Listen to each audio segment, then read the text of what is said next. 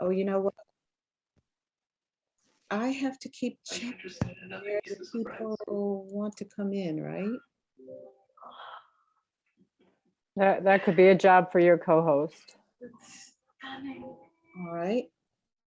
So, Oh, Chris, could you pay attention to when people want to enter the meeting? You can do that by hitting, I think you can do that by hitting the participant button at the bottom. I think it also shows who wants to enter. Yeah, I'm not listed as a co-host. I think Ellen is listed as a co-host, so you just must have clicked Ellen's instead of Chris's. Oh. Ellen, do you want to do it or should I switch? Yeah, let Ellen do it, Chris. Is that okay?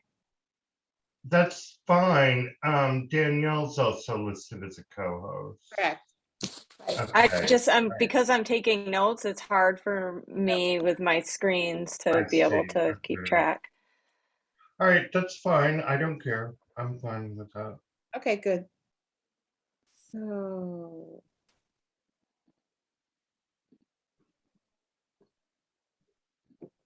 Oh, wait another minute. So just, I might as well say this now. For some reason, the link was not put on the city's website. Don't know why. I sent it in plenty of time. But I've checked many times about this. And apparently, if we make any kind of error that relates to open meeting law, the way it works is there has to be a complaint. If there's a complaint, then we say, oops, sorry, we made a mistake and we'll do better next time. If we say, oh, no, I'm sorry, we're going to do it the same way all the time and we refuse to accept responsibility, then I guess we could be sued. But I'm fine with saying, oops, my bad. So I'm just going to run this as a regular meeting. If someone wants to complain, we'll go through that process.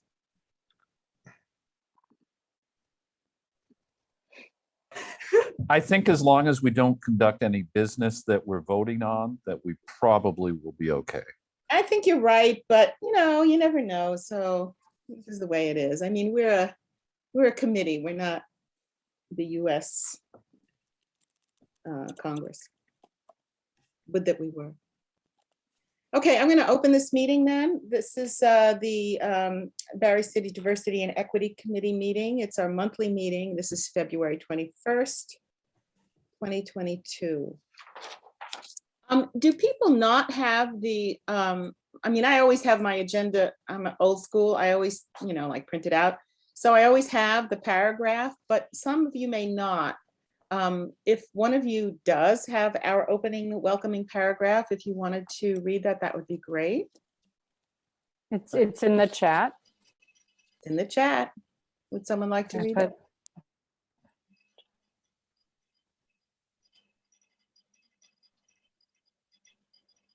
I usually read it anyway, so I'll read it this time. Thank you. Someone else wants. For it. Okay. We acknowledge that Barre City was developed on Sikoke Abenaki land, which the Western Abenaki Nation never ceded, made treaty for, nor were they conquered. We aspire to create a space in our meetings that is inclusive, participatory, and equitable. We acknowledge we all come from different experiences and that our experiences may be affected by racism, sexism, classism, homophobia, ableism, and many other systems of oppression. We are here to address equity within the systems of our city in order to inform the City Council of our findings. We acknowledge that systemic inequities exist and do not debate the personal experiences of marginalized and underrepresented community members. With that in mind, it is important that we are thoughtful of the impact of our words on each other in this space. Thank you, Chris. Just let me go over this again, and that is, if there is a bomber and they don't get ejected or quickly enough, we're going to close the meeting down. Someone of us will, someone of us that are hosts, and then, or anyone I guess can maybe. And then come right back to the same link. Because then I can allow people back in and not the bomber. Okay, so you think that'll work? I hope so. Any adjustments to our agenda? Yeah, Joellen, Yes, yes. the number 3, I think, or the next agenda is the protocol for meeting interlopers. That was from as a carryover from last meeting. So I don't think we need to do that. So we could strike that from the agenda, I think. Well, I just said, yeah, you're right. Yep. Oh, okay. So that's what you just said, basically. Yeah, It's just basically making it. Okay. Sorry about that. to kind of remind us that we had that happening. Okay. Okay, no adjustments to the agenda. So actually, Tommy, you have a regular slot on the agenda, so you don't need the open mic, and I don't see anyone else. So let's approve the minutes for January. Do I I- have them up if anybody has anything that needs to be fixed.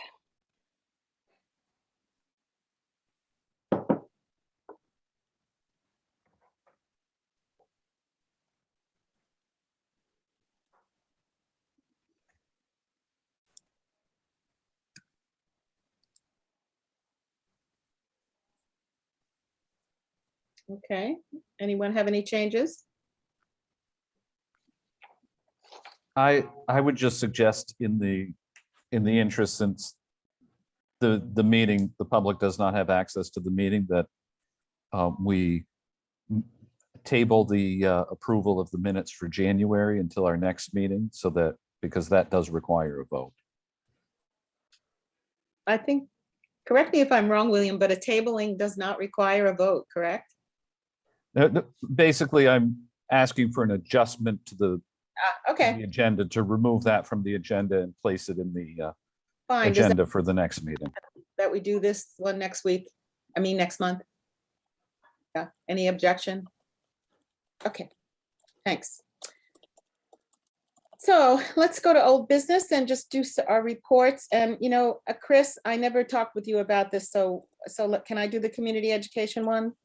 Is that okay? And you can fill in? Yeah, we did talk actually. Okay, so go for it and I'll fill in. No, we talked Sunday and Right. you said we were gonna go back. Well, I'll let you go ahead and, it's fine. All right. So Chris and I had a chat, and I actually was able to possibly get another volunteer from the community. She is skilled in working with young people. She is theater oriented, so she does a lot of theater projects. She's a drug and alcohol counselor, so her focus is on youth risk behavior. So she's interested in joining the education group to do some sort of community education project. We thought that, Chris and I thought that we should just kind of start over again with the education committee and this new person, working group. And with this new person, and kind of create possibly a new way of a new project for community education. Let me put it that way. Is that about it, Chris? Sorry, yes. And one of the things we thought about, and so time is kind of the essence here to get in touch with the relevant people, is to have a summer theater program this summer and maybe put on a play with young people. So we're going to be working on that. I was in a play a couple years ago at the Chandler Theater in Randolph, part of the LGBTQ Pride Festival at Chandler, which they no longer do because they felt they didn't need to do it anymore. That things have gotten so good, so to speak, that, you don't really need to, anyway, I'm not gonna get into that, but, so it was a very, very rewarding experience. I don't know if we would do that play because it's an unusual play, but, I'm certainly anxious to work on this with, the woman that, with Gail, so we'll see what. Right. Knowing the way Gail works, she would probably work with the youth to create the play about equity in the Yeah, community. So yeah. that would be the theme. Okay. Can you give me Gail's name? Could you possibly spell it out? Gail Gail is an AIL, Gail, and Mears, MEARS. Thank you. Welcome, Representative Anthony. How are you? Good to see you. Oh, asked to unmute. Okay. You're unmuted.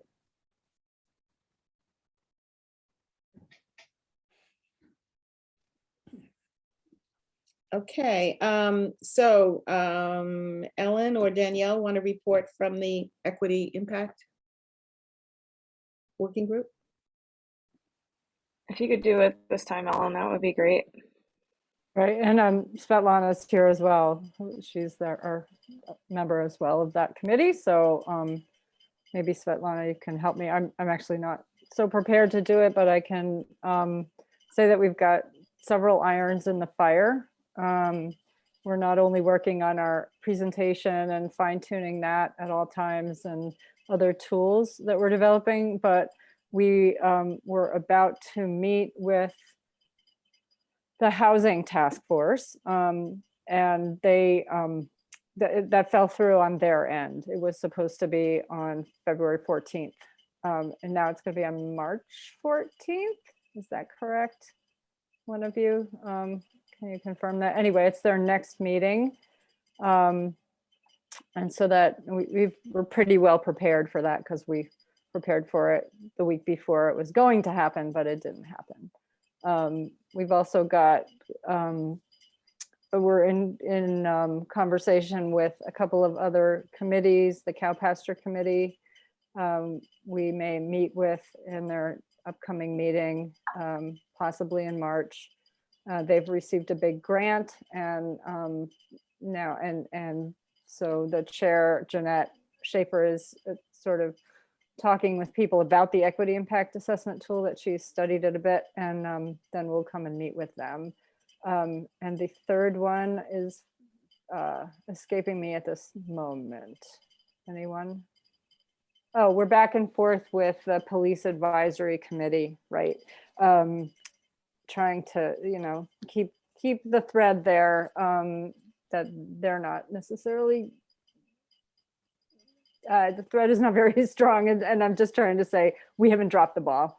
And so we're back and forth with Bob Nelson about that. And we did review a policy on use of force. Citizen complaints. Yeah, citizen complaints. Is that what you said? Yeah. Yeah. Yeah. So Yeah. we all worked, the three of us worked on that, gave them feedback. And also, we have to work pretty hard to, get across to these committees and people that they don't send it to us to be worked on and then we send it back to them as a nice little package. It's a process, and we're trying to train everybody how to use it. So we had to be pretty deliberate about that, and I'm sure we will continue to be deliberate about getting that message across. Is that we're not the equity police, and we're not just vetting people's policies. That's not what this is about. And for Tommy and Peter, this is the equity impact assessment tool that was developed by the state, by Susanna Davis. It's quite an amazing in-depth questionnaire that people can look at their policies and their programs to see what things they're not thinking about. It helps you think about unintended consequences, all sorts of issues about equity. And it's a new process for people, and our goal is to get it to be kind of like second nature at some point. But at first it's a bit plodding because take some time, take some new thinking muscles. But we've had some really interested people in Barry as well, and also the HR Rick Taft is very interested in working with us on this as well for his department. So that's our goal. So Great. did I miss anything, Danielle or Svetlana, on this? No, okay. So we'll move on. The community needs assessment. I did get someone from the city council to volunteer to kind of be part of it. And there's also someone from the housing committee, but I mean, I'm kind of waiting until the next election before I really hold a meeting, because the person who volunteered from the council is up for election. So it's real. So, but everyone seems to be positive about that. So I'll keep working on it. And as far as other connections goes, and why, the major reason why we're rethinking the education committee is that we really have lost our connection with the schools after the head of curriculum left. And so I haven't been able to reconnect in a way that could result in a project or a program or anything. I finally found at least one person. They don't have they kind of ditched their equity, their diversity and equity committee. They absorbed it into some other committee. So that's why it was so hard for me to find them.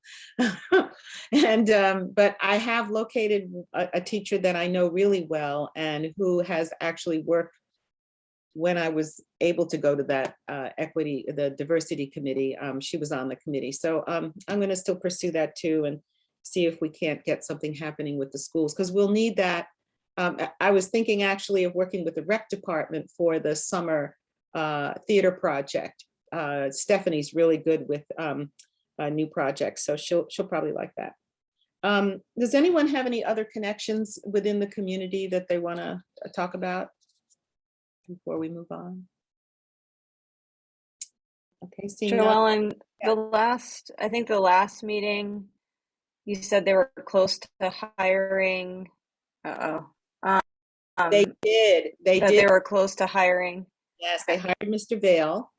He accepted the position. I think he's being introduced to City Council tomorrow evening, if you want to join. And here's Mr. Thibault. Hello. Yeah, and I don't know where he is on the agenda in terms of being introduced. Probably at the beginning would be my guess, but you never know. So you could check their agenda. Yeah, I'm very excited about that. I mean, that was the person that, I mean, of the two, that was a person I really thought would be a good addition, especially that Larry, who was the other candidate and who has been working, well, his whole career with the city police department, with his knowledge of the community and background there, plus Mr. Vale, I think it'll be a great combination. So I'm excited about this. And as soon as he gets his feet wet, I'll email and introduce our committee to him and invite him to visit one of our meetings and check him out. Okay, anybody else? Any questions for what we've heard so far? Okay, great. So I'm sorry, I put strategic planning on here, but it doesn't really belong there, so we'll ditch that. Danielle, you can just ditch E. New business. Yeah. Joellen, can I just give a brief report about the VLCT Equity Oh, sure. Yes, absolutely. Committee? Yes, and for our visitors who also, I'll just bring you up to speed on that, I'm the liaison to Vermont League of Cities and Towns, convened an equity committee about a year ago well, it wasn't clear what it was for a while. So we had a big reset actually, and that was a pretty bold move, and I'm glad we did it. But there are people from different parts of the state, mostly municipal, either elected officials or employees. I think I'm the only person who's a volunteer committee member in a town, in a municipality who's there. Elaine Wong is one of the co-chairs, and you probably know her from the Barry Energy Committee and other things in the town of Barry. So I've been serving on this committee for, I don't know how long, since it started. And we're deep into really defining what it is that we're doing and what it is that we are offering to the municipalities, what kinds of tools we're building, what municipalities need. So at this point, there's something, I have too many screens open. Let me just get to the one I want to tell you about. Okay. So right now we're involved in a brainstorming about what this equity committee can do for the municipalities. It's also serving VLCT. And so we're talking about, different convening, what kinds of groups should we convene that people can get together and talk about certain issues? What kinds of things can we provide to the communities? I'm just looking at this document today, so I'm not sure, but certainly our equity impact assessment work has been noticed. We're pioneering this in our town, really. I don't know that anybody else is. I had a very long talk with Joy, who is she's town manager of Heinsberg, Joy Dubin Grossman, who really wanted to hear all about the equity impact assessment tool and how to adapt it for their town. So this kind of information sharing is going to be pretty fruitful and pretty good. And we're being pretty tough about defining equity and not making this just a rubber stamping group, but really using it as a way to encourage municipalities to embark on this work for real. So there's not much more. I can't remember if I missed the last meeting. I think I did. So I don't have a whole lot to tell you besides that. Thank you, Ellen. This next item on the agenda, a response to anti-Semitism, and Peter and Tommy are here. Would you like to which one of you would like to speak first, or how do you want to present this? Okay, Tommy, go for it. I'm sure Peter will want to chip in to give you background. And Joellen, I can't remember if I sent you an image of the card or not, did I? With the messages on it? I don't think so. You did. Okay. You did send All me. right, that's fine. Yeah. Okay, well, to give you some background, every legislator got a mass mailing, which had absolutely nothing to do with the message on the card. And Representative Nancy and I each got the identical card from a sender who's in Berry City. And the sender has not only signed the message, but there's also a return address. So the sender has apparently no qualms about his message being connected with the name. And on the front of the card applied apparently with a rubber stamp. So I want you to think about that. There are some messages this person is portraying. He's got a rubber stamp with these messages on them. And I have no idea where or what else he may be stamping these messages. There are 4 messages stamped on the front of the card. One is urging us to vote for a particular political party, and I'm not going to get into that because that's irrelevant. And I know no particular party endorses the sentiment in this card. Another message stamped on the card is "Jesus loves you!" exclamation point, which I find rather ironic when we get to the last 2 messages, each stamped in, one in the bottom left of the card, one on the bottom right. I'll quote them to you. "Gun control is in fact a Jew conspiracy to disarm the people of the US, to prepare us for invasion and death by the communist nations." 3 exclamation points. The second message: demand that the US government prosecute the Jew-controlled media for obviously conspiring to corrupt and destroy the people of the US and the whole world. 3 exclamation points.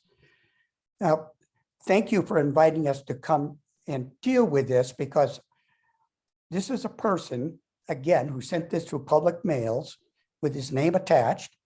So obviously, even though I'm not going to reveal his name and go into that publicly, because I don't want to give him press, but who is not shy about spreading these messages. So I think it's very appropriate. A couple of things are very appropriate. First of all, to realize that this does exist in Berry City. Somebody who's willing to purvey this sort of message. And secondly, I don't think these messages should go without a response. And there was a response on social media and a response in the Times Argus to these condemning the messages and adding that we want Berry to be an inclusive and welcoming committee. So I'm not sure what is a diversity and equity committee you would want to do with this. But I thank Joellen for inviting us to come and for sharing this, because this is definitely something we do not want to leave unanswered. And Peter, I don't know if you want to add something.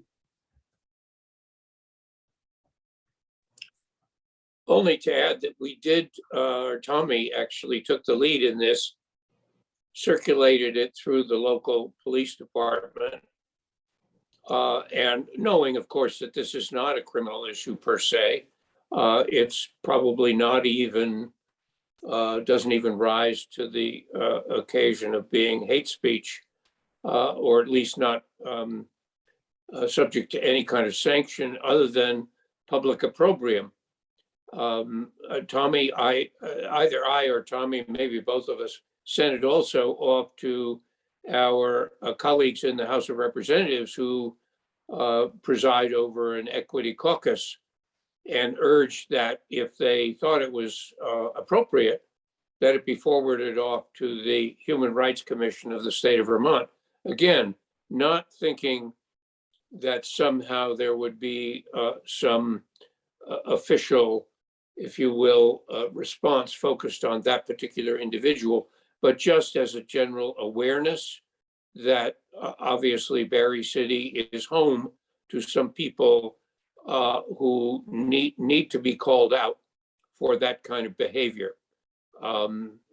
as best we can. And so we depended on public institutions and agencies and media to, if you will, sound the alarm, as it were, and simply call attention to this and make that kind of behavior as unwelcome as possible. Thank you, Tommy and Peter. Does anyone on our committee want to respond? And Joellen, I would like to stress that in those images we mailed out to, including the assistant police chief who asked me to share it with him, we did not reveal the identity of the sender or his message on which party to vote for. We have not revealed that to the public. Okay, thanks. Any response from anyone? Well, I can just start by saying in the past, when something like this has come up, that's been more of a community, kind of a community awareness opportunity like this, we have crafted statements, but we serve at the behest of the council. So we really are not able to put anything out without going through them. So we have done that in the past. We have gone to them with statements, but my sense here is, and we've debated this a lot, that while that's a very useful and valuable thing to do, we think we're the wrong body to be doing that, because that's not really our charge. I'm thinking that and we've talked about this before, and correct me anyone if I'm wrong about this, if I don't remember it properly, but our idea was more to get city council to make those kinds of statements about these incidents in the community. And while we can certainly bring it to their attention, making a formal vote here about, I mean, here's my recommendation, and see if this sits with you well. To alert city council members, each of them individually, that we would urge them to make a statement. If they kick it back to us and say, well, yeah, great, we'll put out a statement, but we want you to craft it, I think that our committee would probably agree to do that. And then they would vote on it or not. Does that make sense? Or have you been in touch with any city council members about this? Every city council member was invited to sign on to the response that we put in the Times Argus. Mhm. And they did or did not, or whoever did? You can look at the response and see who signed on. Okay. But none of them said that they would be interested in bringing up in front of their body, making some sort of formal statement. We didn't ask them to do that, to be fair to them. We asked them only to sign on to the response. Mhm. Hmm. Well, the only other thing I can think of is to get them to actually make a formal statement. Unless, what do my committee think? What do my committee members think? I agree with you. That it's appropriate for city council to issue a statement. I'll volunteer my services to help draft one if they take it back. Okay. You know, I've pushed us a little bit on this kind of thing in the past. In that I don't think that this is our role, is to just keep writing statements. And I think we're here to look at the way white supremacy functions and its effects. This is not about Jewish people. This is about white supremacy. This is about people who want to retain power where they think it belongs. And I don't like this kind of whack-a-mole idea that every time somebody's targeted, we or city council goes ahead and writes a resolution focused on the targeted rather than the targeters. And I'm not talking about individual people here. I'm talking about an ideology. So that, you know, I've said this before, maybe I'm in the minority, but I feel very strongly about this. And I think it's a very good time, a very good opportunity to reframe how we see these kinds of incidents. I agree with you, Ellen, and thank you for stating that in such a clear way. I think it makes a lot of sense because that's exactly what it does, is it takes attention away from the actual problem by just kind of focusing on the group that was targeted. And I think people are afraid. I think it's easier to just focus on the targeted group. And I think that says volumes, I think, about what we face, I guess, as a challenge in our city. And I think I just really strongly agree with you. And it's like every time I drive in and out of Berry City and I see that Confederate flag, like right when you come into the city, every time, I'm like, this is not a welcoming place. It's not welcoming. It's just not. And I think that you're right. It's that problem. That's the problem. And that's what needs to be addressed. So I'm with you. I don't think necessarily a resolution. I think it says a lot more to say, we're not just going to focus on this resolution. You know, we want you to focus on the real problem. But I don't have solutions, I guess, either. So. Anyone else want to weigh in on this? I know that I spoke with one of the city councilmen who was willing to put something forward, but he wanted it to be something that was comprehensive. Okay, since that's been brought up, I'll speak to that. I'm sorry, say again, Ellen. I said, since that's been brought up, I'll speak to that. And I have spoken to it publicly. Michael Boutin did not sign this onto this very simple statement that basically said just what Danielle just said, that this was an act of hatefulness, and we want to affirm that Berry City should be a welcoming and inclusive place. Period. Full stop. Michael Boutin, however, justified his not signing it by bringing in red herrings about a political, international and national political movement that people may or may not support, and and said that it needed to be condemned for him to be able to sign on to this. Also threw in for good measure Holocaust denial. Absolute red herring. Doesn't, you know, to sign on to a simple statement that says that Barry should be welcoming and inclusive is a pretty much a no-brainer. I think maybe our committee could, you know, have something to say about our city council that couldn't in a unified way say this. I don't know. But that's a red herring. And it was a way to not sign on to this thing and make it a political and partisan issue in that way. You know, and I would also say that some of the campaign rhetoric that's happening in Barry City now, with people writing postcards, candidates writing postcards, including one who's here right now, saying, I am a longtime resident of Barry. I was born and raised in Barry. I'm a native of Barry. And we need a city council that works for us, is totally not welcoming and inclusive language. So there's a big problem here. So we know there's a big problem, but let me just bring it back to Tommy and Peter. So have you got any ideas or recommendations? What are you thinking?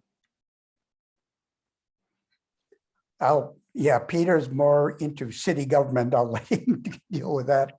Well, as I think everybody knows, the city and the council are at something of a crossroads. You could dial back a decade, or you could essentially start with some fresh folks. I think that's what is at issue. And until we decide who the mayor is and who the councilors are, to expect the leadership to be leaders is a bit lame, because frankly, there are a lot of folks who are checking out. And so we have to figure out who our community, if you will, standard bearers are, and then start talking to them, saying, we really do need to make Barry a less cold, more welcoming, more open, more encouraging community. And we're happy to put our shoulders to the wheel, but you have to lead. That's why we elected you. Sage advice, Peter. Anything you want to add, Tommy? No, I think that's correct. It probably does not make much sense to approach the city council right now, because we don't know a week from now, you know, how that's going to be constituted. And especially with the mayor, obviously, that's going to be a new person in a week. So if we take any kind of action, it probably makes no sense to do it right now. Well said. So I'm just going to close this discussion then, unless someone else has something to say. Anybody? Okay, and we move on to the next item. I just want to thank Representatives Waltz and Anthony for your quick and decisive action on this, on the side of inclusiveness and belonging and equity. Thank you. I echo that. Thank you as well. It makes me feel welcome, so I appreciate that. Okay, so welcome, Rory. Now, Rory, how do you like to hear your last name? The true French pronunciation of Thibault, which only is ever spoken properly in Vermont. I have to say, having traveled around in a military career before this, it was always Thibault, you know, and any kind of variation you have. But at this point, anything even close, I'm happy to acknowledge. Well, let me introduce you to our committee. This is Rory Thibault, and he is the state's attorney. I met Rory through the work on hiring the police chief, and was happy to invite him to talk about his work. I hope you don't mind me saying, Rory, I was very impressed with Rory's attitude about things, and especially about community policing. So I thought it'd be a good idea to for the committee to meet him and for us to have at least our first initial chat to see how we can, if not collaborate, at least support each other in our work.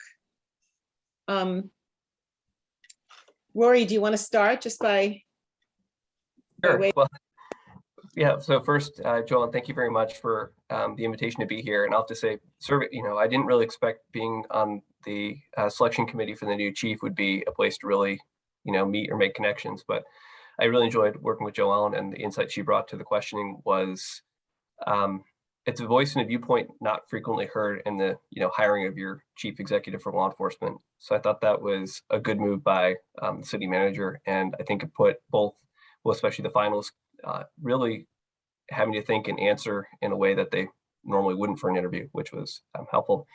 That also gave us then the occasion to sort of talk about things that overlap from my office with your work, and just the broader sense of listening to this conversation about issues in the community, about it being welcoming.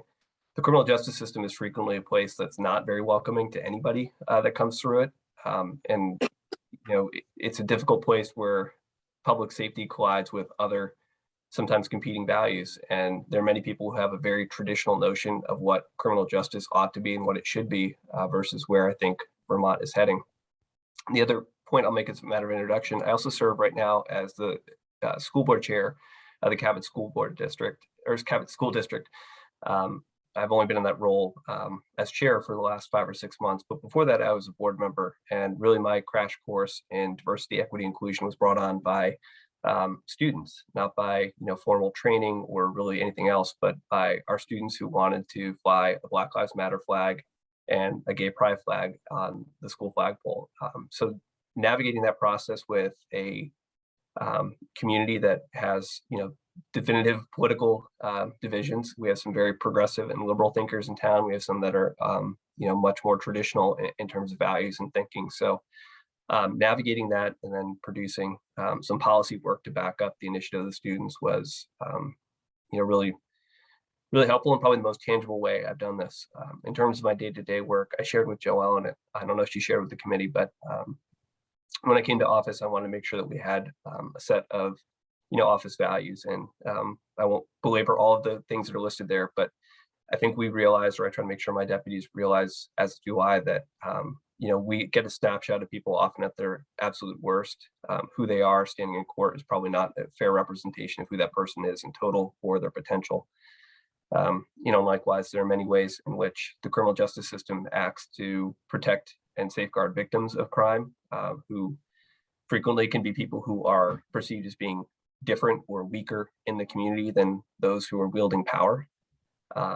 So we take really seriously that charge when we have alleged hate crimes, when we have criminal threats against state employees and workers, and other things like that. And the last thing I'll end with is this session with the legislature. I don't think it's made it to the House yet, but Representative Anthony and Representative Waltz will probably see at some point S-265 from the Senate, which is dealing with criminal threatening. And part of what was integrated into that was enhanced penalties for threats that are against election workers and people who are really at the front lines of defending democracy, which I think we take for granted in Vermont, that we have a great Secretary of State, that we've had really generally smooth elections compared to other places in the country. But I look ahead to 2022, November 22, and then 2024. I have a lot of worry, and I think, not to end on a negative note with this introduction, but Vermont exceptionalism is tested frequently. I think in a lot of ways, people from the outside look and say, well, everything's great up in Vermont. People are very forward thinking. We've got good leadership. You can see things, whether it's anti-Semitic letters being circulated among elected leaders or those sentiments still persisting in the community. We're not immune from that in Vermont, just as much as we're not immune from risks to the foundation of our democracy. So in that sense, as the state's attorney in the county, I try to take a balanced and active role in community discussion and what we do. So I'm really happy to share thoughts when there's things that overlap between the criminal justice system and work that your committee is doing or priorities of Berry City. I'm happy to be a voice and be part of that. And of course, if there's something that we're doing wrong on our end or we're not doing enough to address an issue that you see as important, then I want to hear that as well so we can respond. So happy to turn it back over to Joellen. I really appreciate the opportunity to join you tonight. We appreciate you being here, Rory. Thank you. Would anyone like to ask a question or respond to what Rory has said?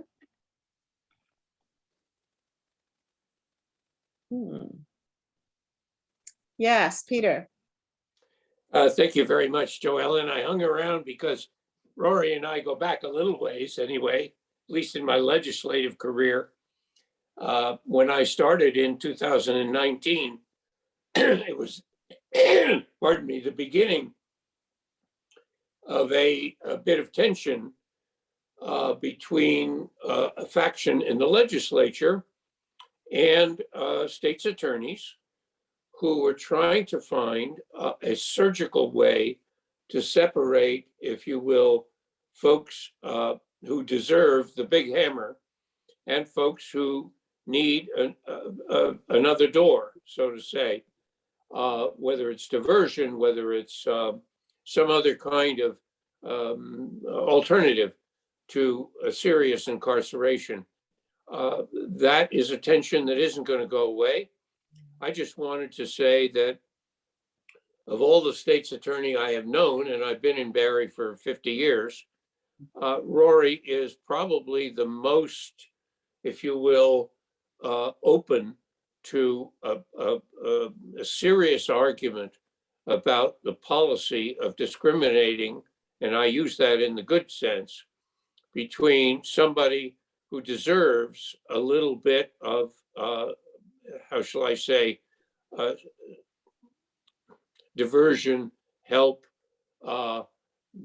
try to get you on the right path, and somebody who, for whom no good turn will ever be thanked. And Rory tries really hard to figure out which is which.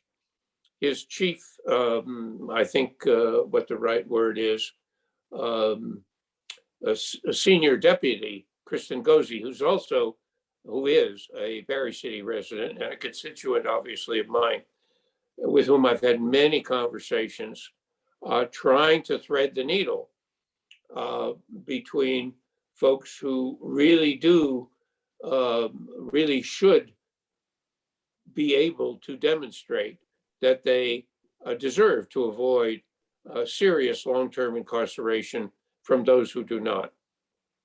And this is a really tough game to play, but it is true that systemic unequal treatment really does begin at the charging stage. And so people like Rory are really crucial. And we really should support folks who are trying to discern the difference in treatment and in the likelihood of recovery and the likelihood of rehabilitation. And Rory is a superstar at trying to do that. I can't say that that's even throughout the state. I must tell you, from my, again, hearing testimony and somewhat from a state's attorney from around the state, which troubles me because this is really an equal protection issue. I mean, or common benefits. Why should somebody in Bennington County, I'll pick on them, who has a different state's attorney, essentially have a very different outcome than somebody in Washington or Chittenden or Orleans, Essex? This is really very odd, but this is the construct with which we deal. And I just want to congratulate Rory for going the extra mile, trying to figure out how you apply the victim sense of outrage and at the same time realize that throwing the key away, as it were, and throwing people in jail for 10 or 20 years is not only expensive, but it's not rehabilitative. And it probably is undeserved for a lot of people who find themselves in that position. So congratulations and thank you, Rory. Well, Wow. that's pretty incredible praise, and I appreciate the kind words. And for reference, Representative Anthony's been a huge I think, advocate for the sensible march of justice reforms. You know, there have been a few times where we've raised our hand to say, this is a great bill, but can you work on this one sentence or one line? And he's been fantastic in terms of dealing with that. And he raised a few important points that I think are worth noting. And Kristen Ghazi is the senior deputy in my office, and she's amazing. She handles 95% of our juvenile docket, which is where I think we really have our first and best opportunity to really intervene. And you know, we have always had a historically high rate of juvenile diversion and youthful offender referrals, which is good. That's continued as Vermont has raised the age and done other enabled other reforms to try to keep juveniles out of the traditional justice system. That's all the way up to 21. So kind of redefining what we even think of, or who we think of as a juvenile. The other point that I'll make too, the pandemic has been a really difficult time period, and it's really forced a reckoning in my office to take a look at what, you know, I kind of use a broad sense of vulnerable populations and what that policy is. So we had, Washington County was a net recipient of people through the Economic Services Voucher Program. So places like the Econo Lodge in Montpelier, the Hollow in Berry City, the Quality Inn, and then also the Hilltop in Berlin, you know, really became places where we congregated people who had been unhoused or had instability, and with that, a lot of other unmet needs and issues. So I think the reason this really worked in the community was because of people like the Good Samaritan Shelter standing up to provide services, and then really tight integration of our community partners in Washington County to take care of folks. And part and parcel of that was making sure that the justice system response wasn't disproportionate. And you know, to that end, I encouraged as much as possible for law enforcement to keep things at the lowest level possible, whether that's a direct referral to a CJC or just trying to problem solve on the spot without it becoming a criminal case. Because it doesn't take much to see that when people are sometimes having to move every 3 or 4 weeks and they're out of the area, it doesn't take long before that criminal citation isn't a priority, and there's an arrest warrant, and then there's a whole other tangle of, you know, collateral issues. So one thing that's worth noting as well, in my time as state's attorney, the quality of service and the team at the Berry Community Justice Center has really upped their game, and throughout the pandemic continues to be a really incredible resource. And those, you know, community-based supports, I think, are one of the big reasons why we get to be a little more adventurous in the march of justice reform in Washington County than in some other pockets of the state. And so, you know, much as some of my colleagues and peers are not necessarily, you know, small p progressive minded in what they do, sometimes it's a limitation of just not having the resources or the people trained to really handle that type of work. So places like Washington, Windsor, Chittenden, as counties, we're incredibly lucky because we have people who are skilled and have dedicated time to think about these issues. And likewise, we have the resources, whether it's treatment, mental health, or you know, community-based justice centers. All of them could still use help, of course. So for if there's any that's for ARPA money or anything around, those are, you know, places where it probably belongs. But I think, again, supporting those institutions and, you know, thinking beyond the traditional silos of criminal justice is really the way that some of the goals you're looking to are met. And I don't probably need to repeat statistics. I mean, they're abundantly clear from what we see in the state that people of color are disproportionately impacted by the justice system. That, you know, poverty to me continues to be the #1 factor and driver of who ends up in the criminal justice system. I talked about this, I think, with Joe, and I'll just kind of go into the laundry list things. I really don't like fines in the criminal justice system because I think it's an easy way out for people with means, and it's a, you know, rapid fire and adverse cycle for people who don't have means. I often use the example of, you know, a day laborer who gets a DUI versus a skier from Massachusetts. A $750 fine is, you know, the cost of less than the cost of a weekend's pass of ski lift tickets for a family. But it's, you know, sometimes almost a month's wages for somebody else. So we try to be cognizant of that in terms of how we dispose and deal with cases. But again, I'll say, despite the praise, there are definitely still times where we don't get it quite right from my office. And, you know, I want to hear about those areas where we're not doing things or where we could be doing more. Thank you very much, Rory.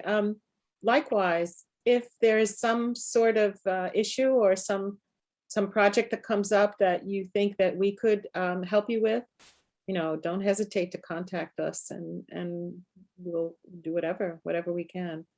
it does seem like these things dovetail, and we have worked with the police department on their policies with the equity impact tool. Our working group did some great work with them, and actually when the former chief was there. So does anyone else have something to say? Anything? Yeah, I guess there's a couple things. One of the things is that I really appreciate the work that you're doing, because I can see it, every day, where we need to treat people who have addiction, who have a disease that they're trying to cope with and deal with, and don't have the resources to be able to do that. And then because they're, using drugs, then they end up, in jail for this, or they end up with a fine, or they end up not being able to, get into work, or not be able to get a job because of their history. It's just crazy, and it doesn't make any sense. And there's no healing that's happening. And every place that I've ever lived, it's a big problem. And it's been a big problem for the communities that I've lived in, for them to be able to lift themselves up. And so many times people's response, I hear it in Barrie a lot, is like, we just need to put some stores in the downtown, build stores, and, people will come and everything will get better. But the reality is we need to take care of the people that are here. And I think that starts with having a really caring and empathetic and compassionate community, people who care about each other, people who understand that we don't all come from the same place, that we have completely varying perspectives and experiences in life. And I also want to comment that, the BIPOC community, but also the LGBTQIA plus community is also on that list of people when it comes to poverty and suicide and other issues that they face differently than other people who are born, and who are born in that way, that you're white, you're cisgender, you're straight. You just don't have that experience. You don't understand. And the only way you can understand is either by living it or really trying to immerse yourself in it and understand it. And so what I see from the things that you've done and the things that you've said is that it's clear to me that you've taken steps. And I don't know how you've done that throughout your life and how you ended up in this place now, to come to the understanding that you have to then now do the work that you're doing. It's really pretty amazing to me, and I'm interested in that. And anytime I read and get into the legal realm, it's so confusing for somebody who doesn't have that background and experience. So it's so critical to have people like you and others that are working for this in that place to take that message in, because I feel like, just being on this committee as, somebody who's just taking notes, I just don't have the power, it feels like sometimes, to be able to do those things or to understand them enough to make a difference. And one of the things that I noticed is when we were working with Chief Bombardier, who knows where he is, on a houseboat in Florida or something right now. South America. And it was like, when we were working on, we looked at the fair and impartial policing policy, and we just reviewed the citizens complaint policy. And we were kind of given this idea that, like, yeah, we can review it and we can make suggestions, but we don't have a lot of power to change anything. It's kind of like this information's given to us, and then we kind of look it over and incorporate it into our city policy, but we can't change things because this is the way the law was written in the legislature, and so we don't have much power. So I'd be interested to just understand, like, can we, and how can we as the equity committee work with our new chief in looking at those policies and understanding what we can actually change and what we can't, and understanding when we're putting time into things, where should we really be putting our time where we can affect change within our city? Because the other place is looking at city policy. But again, it's like, Chris is a lawyer, but the rest of us are not. So looking into all the city policies, where should we start? Where are the places where we can affect change? So I'd just be interested to know what you think are good resources for us, or if you have recommendations about things that we can do. You know, our work group works with the equity impact assessment tool. So we do want to understand how we can use that tool to make change in our city. I'll jump in. So, the broad topic you're addressing, I think, in large part is the concept of law enforcement accountability. And there's always this, it's a complex landscape because you have a lot of different players with the stake in terms of how to respond when an agency is not doing something right, or when there's been a significant issue. Montpelier has gone through this in terms of reviewing multiple law enforcement involved shootings. The town of Hartford just went through one this past summer, for example. Those are emotional and complex issues. However, more day to day, I think there's still a lot of just how are officers interacting with the public. And, it's your patrol officers who are normally the face of a department and who most people in the community are going to deal with. And if that person is trusted, that person's a trusted and valued member of the community, then they're likely going to have a lot of information coming to them. If there's someone, especially by, a vulnerable population is viewed as, an arm of something that is out there to harm them, then you're not going to get as much. I think when it comes to the overall sense of law enforcement accountability, in this legislative session, Senator Ram Hinsdale, among others, has proposed, and there's a lot of debate, about qualified immunity taking, I think, a lot of the oxygen out of the room of other law enforcement accountability efforts. But I would say this: some things are difficult to accomplish at the town or municipal level, namely because when you have an intersection between the citizen complaint and the potential disciplinary action, there are a number of rights, both from from an employment standpoint. There may be a criminal investigation into that conduct as well, if it's bad enough. And that makes my job complicated as well when trying to look into whether there's a criminal act. I don't really need to go into details here, but going back a little over a year ago, I found myself probably the least popular person in Northfield based upon issuing a letter about credibility concerns that I felt was necessary for someone employed down there.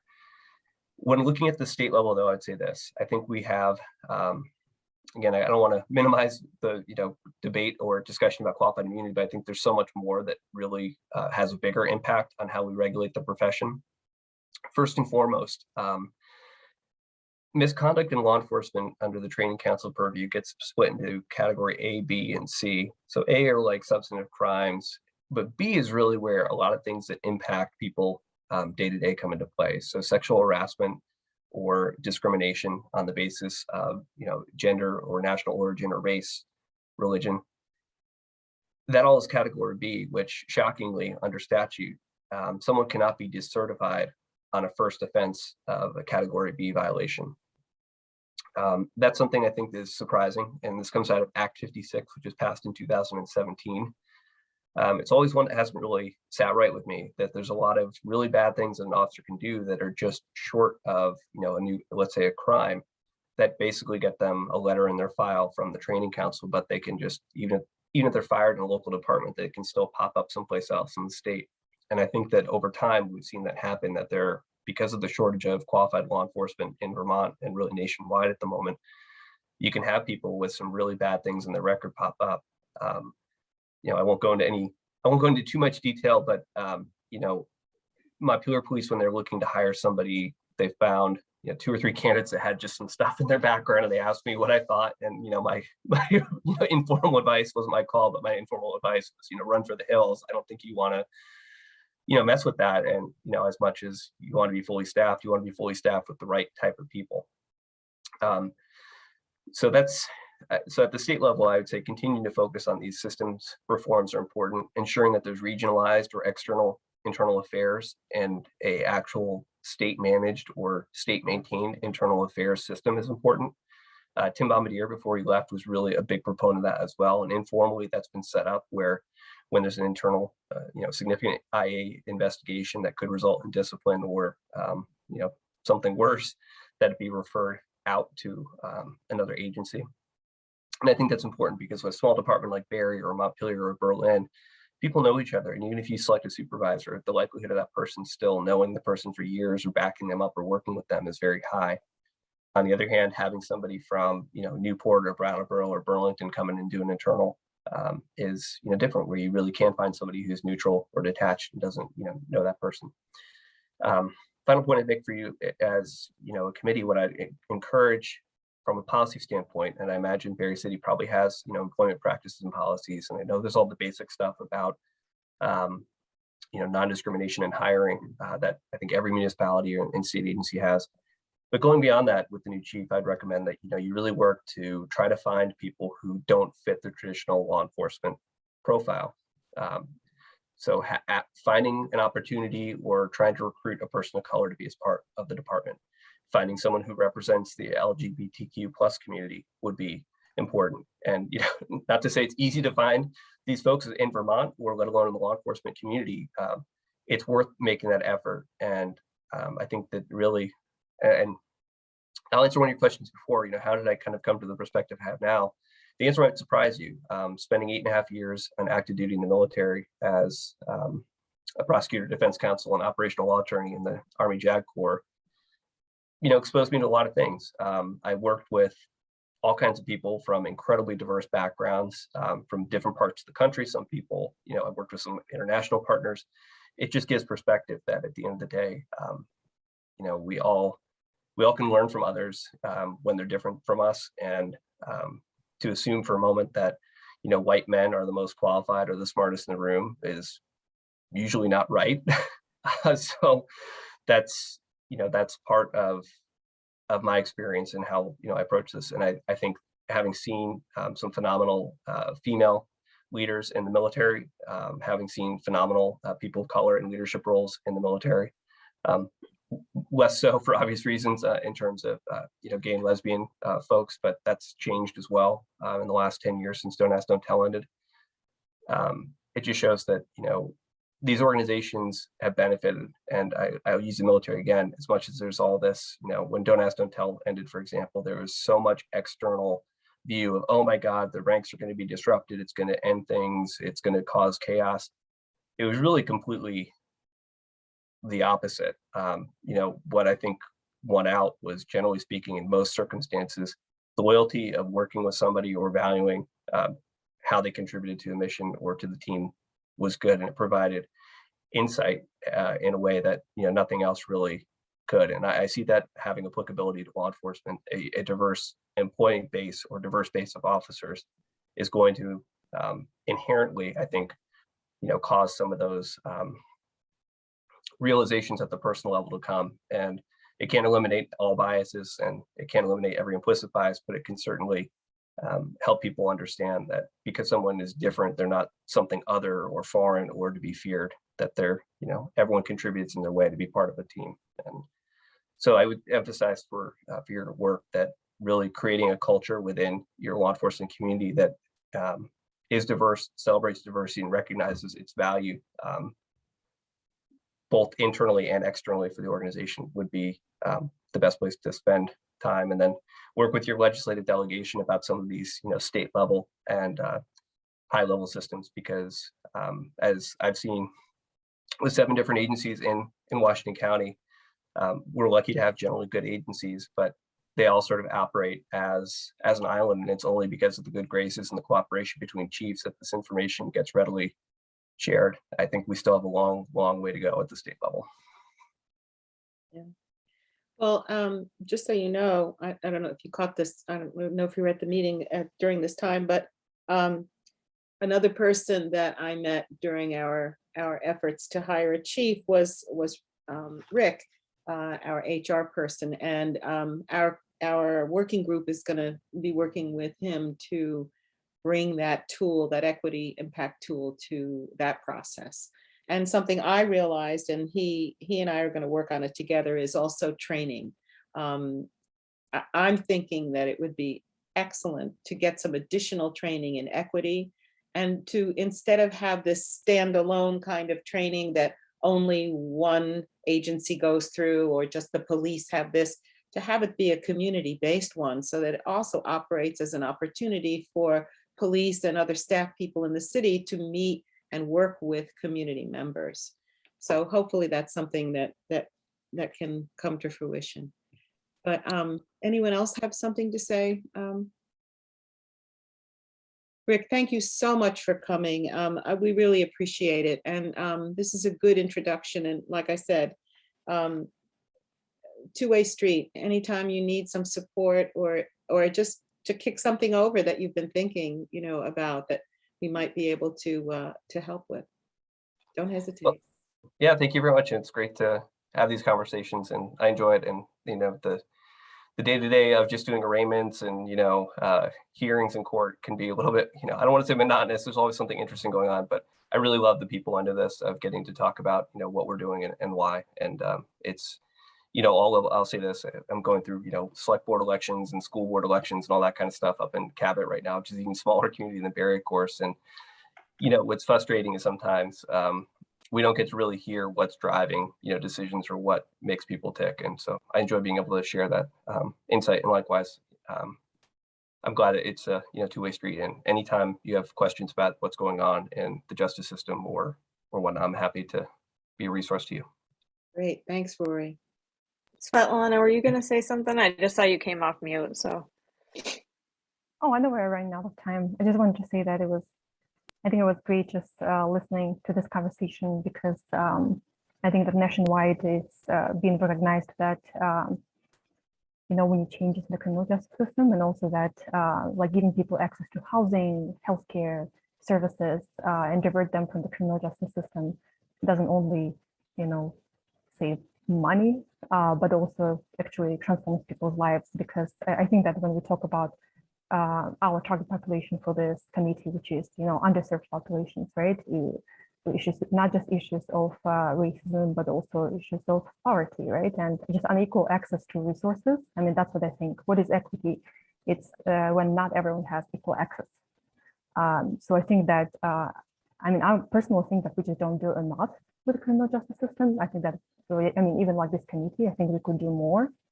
And I'd be very interested in seeing like how we can collaborate, right? I would be also interested in looking at the data, because if, like, you mentioned that like people, who go through the criminal justice system in our community often experience homelessness, right? Or maybe suffer from certain, disorders or like substance use. And so there are just so many issues that are, it's not, it's very complicated, but I would be just interested in looking at data, because then, if we have like data and say like certain number of people, certain percentage experience homelessness or live in poverty, or, I think, and maybe even look at demographics, I think would be interesting. We could make a case that, oh, this problem is not just about, it's also about so many other issues. And I think that, I personally would be very, very interested in looking at data if there's any data available, or maybe even match, like this data with like other systems that serve people who are our target population, right? To see that, oh, it's the same people. I don't know. It's a big topic, but it's just very encouraging. And so I'm glad that we are having this conversation right now. So thank you. Thank you. What I will do, Svetlana, this is a good idea. I'm going to send Rory's email to all of us so that we have direct contact with Rory if we would like it or need it, and if you wanted to get some data, for example. Okay, great. Yeah, thank you, Svetlana, for saying that, because data is a major obstacle. Lack of data, not knowing where to access data is a real obstacle to looking at our policies about equity. It's usually almost in every case where we've gone over policies with the equity assessment, impact assessment tool, the big question that is hanging is data. What are the numbers about this? Who is affected? If we're looking at housing, how many people experiencing homelessness, or how many renters versus owners? What are the demographics? And so, yeah, if there, I think with everyone we speak to, data is like number one. So if there are ways that you can connect us to that data we may be getting in touch with you. And I want to thank you for everything you've brought tonight. Well, thank you. Yeah, I don't want to disappoint too much on data. It's hard to come by, especially when we get to more advanced demographics. What I can say is this, that other community partners that have at least anecdotes or strong indication would be, and they're great partners to, I think everyone really in the community, but some of the folks in the probation and parole office, because they see firsthand what kind of like casework is going into this and how they're, having to try to staff or find housing for people when they don't have any, and that's frequent. The other point, I might try to have, if I get a summer intern from the law school this summer, I think I'm going to try, I have some drug stuff I want to look into in terms of racial disparities and to, screen our county data for historic and current disparities, which one thing I'll note about, on that whole topic, and it's not just, I don't think it's just racial disparities, but can also be socioeconomic disparities of someone coming in the system.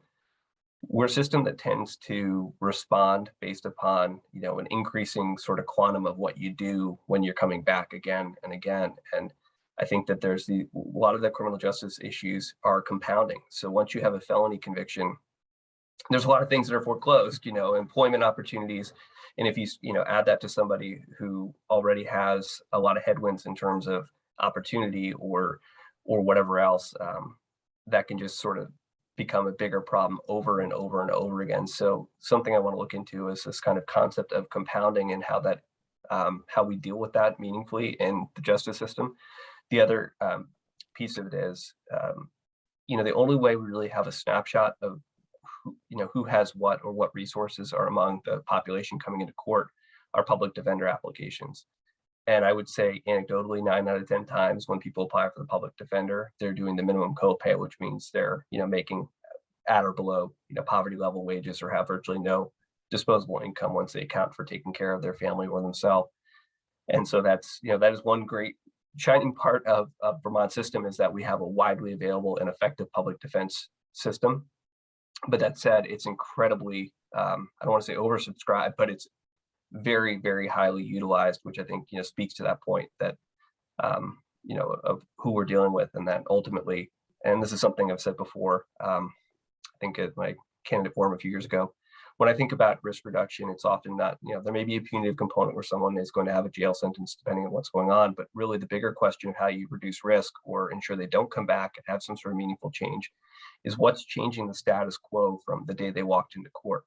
Is it a job? Is it housing? Is it, a mental health counselor? Is it substance abuse counseling? What is that missing part? And oftentimes it's not just 1 or 2 options on that menu. It's, 3 or 4 courses, if you will, before you can really, start to go that way. And yeah, so capturing data is difficult, but there's a lot of, I'd say, subject matter experts in the community that are right here in Barre that would be, a even better starting point than my office to really understand where those gaps are. I did actually talk, I don't know if Joanne circulated this or not, because I think she found my commentary on the CSG analysis of racial disparities in the justice system. And one of the points I made on that as well is, CSG made recommendations about changing drug laws, doing some other things that are sort of forward looking. And I said, I think we really need to take a step back and be reverse looking, which is no one's disagreeing that we've had disparate outcomes for years in the Vermont system. So as I mentioned before, that compounding type issue, how do you begin to make amends for that? And in some cases, it may be looking at broader, use of sealing or expungement, and or, I've contacted both the Montpelier and the Barre CJC about ways in which they can. I got kind of I'll just premise this. They didn't say no, but they were sort of like, we tried doing some of this before, but looking at ways in which to more broadly utilize, peer supports. So for example, a person of color having another person of color in the community who can be an advocate and a true support, who has more of a shared understanding, I think, of experience could be helpful. And then also, how to overcome adversity, how to overcome employment discrimination or housing discrimination, or be cognizant of that and have more casework towards that.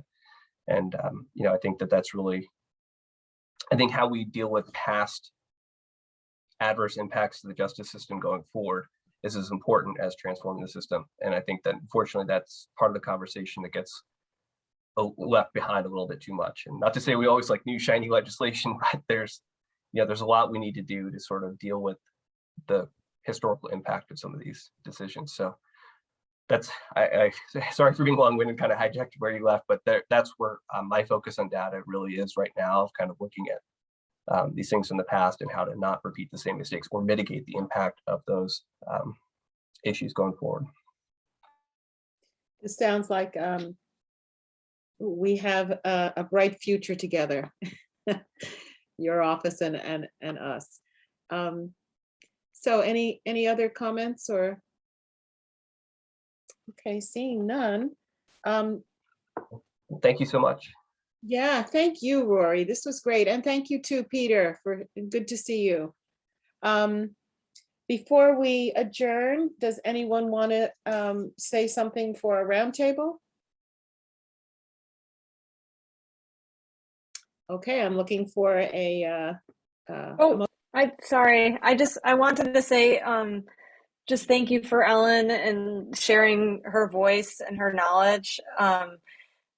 You know, I don't know if everybody read it on Front Porch Forum, but I learned a lot from her, and understanding better about these issues, I guess, and understanding better about the culture and what other people, sort of understanding that response to what other people say and that lack of knowledge. So it's like coming from a place where when I heard about these postcards, feeling really frustrated for people I care about who are Jewish and not really knowing what to do because I don't know much about Jewish culture, Jewish religion. And I just was really thankful for both Ellen and Lane's response to provide that education to people of our community that we wouldn't otherwise be able to get. So I just really appreciate that. And if you haven't read it, I'd recommend checking it out because I learned a lot. So thank you, Ellen.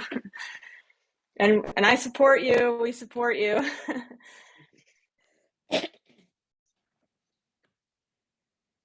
Yeah, and I can just say that it, you know, for me, it was just another example of whether we're choosing to be a welcoming and inclusive community or not. And, you know, I think that's the key. And I hope everybody on this committee can align with that in all of their deeds and actions. Well said. Okay, I'm looking for a motion. Danielle. Sorry, just the next meeting date. I just want to make sure I get that down. It is. Let's see. March 21st, right? March 21st. Okay, thank you. Sorry. Oh, no, that's good. I need a lot of help. No, it's good to see everybody. Okay. So I'll make a motion to adjourn. Okay, second. Ah, looks like William seconded. I read his lips. Okay, we shall adjourn. Bye, everybody. See you soon. Thank you. Bye.